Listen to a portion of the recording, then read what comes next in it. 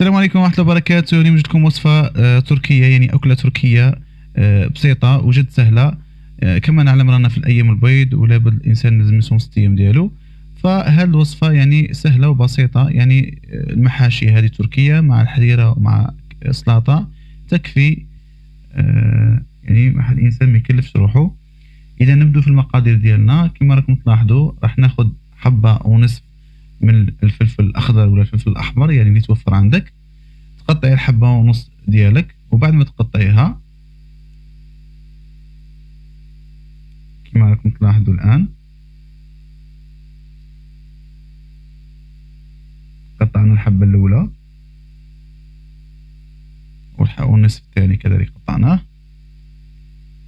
الآن نأخذ كمية من صدر الدجاج، يعني تجيبي صدر الدجاج وتاخذي كمية منه وتقطعيه على شكل مربعات كما راكم تلاحظوا في الفيديو.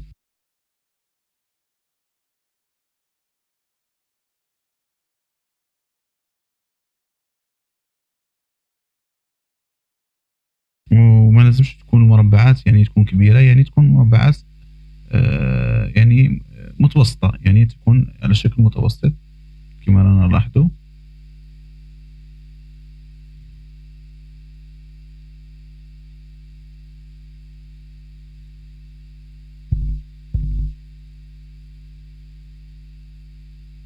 وهنا بعد ما قطعنا كامل الدجاج ديالنا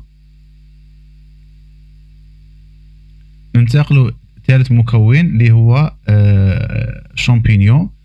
يعني ناخذ كميه من الشامبينيون، ولا ما عندك الشامبينيون تاع هذا العلبه يعني تشري هذاك الشامبينيون اللي يكون يتباع وتقطعيه.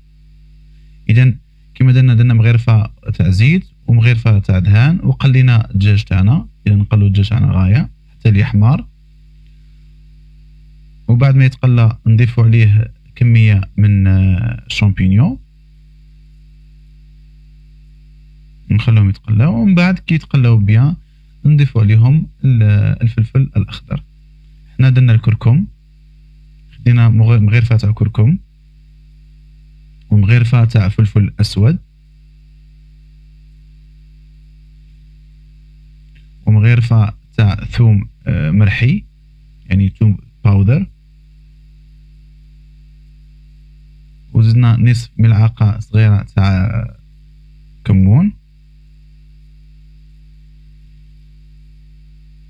ودرنا رشه تاع ملح. كما راكم تلاحظوا راني كيكو طريق تاع الحريره، عندك الحريره اليوم الحريره تاع المغرب تاع الغرب تاعنا.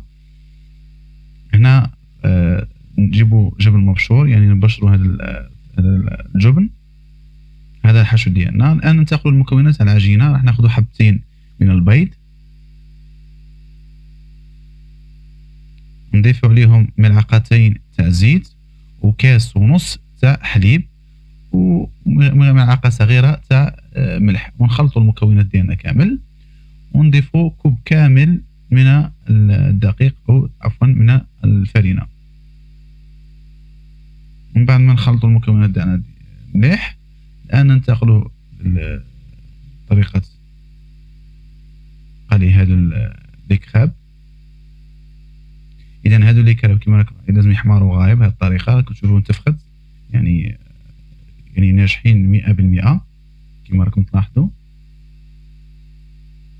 الان ننتقلوا الى صلصه البيشاميل. البيشاميل راح ناخذ ملعقه كبيره تاع زبده ونضيف عليها ملعقه ونص تاع فرينه، نخلط المكونات تاعنا مليح، نقلوا هذيك الفرينه كامل، ومن بعد نديروا قطعتين من الفرماج اللي عندك، سواء فرماج شاف ولا اي فرماج.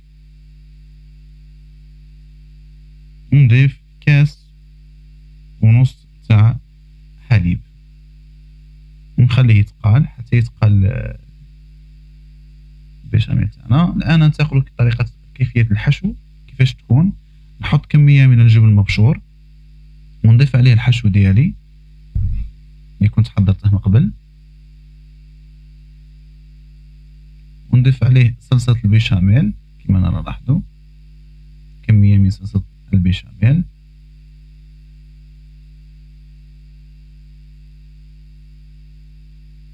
ومن بعد نعاود نضيف كذلك كمية من الجبن المبشور، ونغلق المحاشي بالطريقة اللي كما تلاحظوها.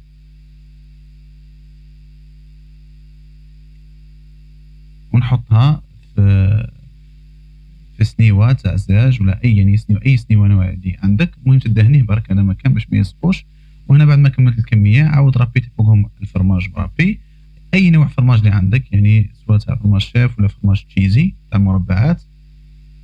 وهنا بعد ما كملنا كما راكم تلاحظوا يعني جات رائعه كما راكم تلاحظوا. هنا بعد ما طابت حمرناها بيان، يعني درناها في الفرن 180 درجه. هنا رانا فتحنا التقديم، راح نحلو حبه معاكم باش تشوفوا. انا الكميه هذه درتها يعني درت لي 6 حبات، يعني 6 قطع من هذا الوصفه تاع المحاشي. كما راكم تلاحظوا وصفه ناجحه وجد رائعه يعني وبنينه بزاف. نتمنى تجربوها ومع السلامه.